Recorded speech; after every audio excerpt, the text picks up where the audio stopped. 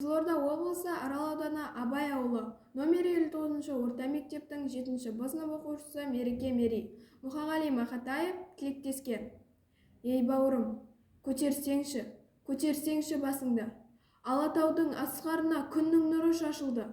Қыз тіршілік міне тағы мойныңа асылды. Асылды да саусағымен сипағандай шашыңды. Көтер басты, тұр орныңнан, терезеге қарашы. Не еткен тұнық, не еткен қымбат жер мен көктің арасы, не еткен жақын бұл ғаламда адамзаттың баласы. Бауырым-ау, жый күшіңді, терезеге қарашы.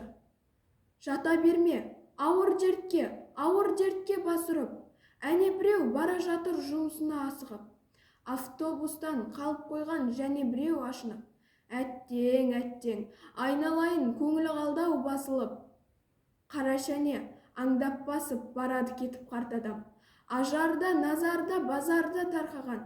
Қарт адамға қарсы келіп сәлем берсе қартына, ұзын сонар бірдеңені айтып жатыр қарт оған.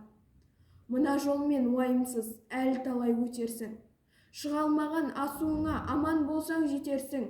Ей бауырым, басыңды бір көтерші. Мынау қызық дүниені қалай қиып кетерсің.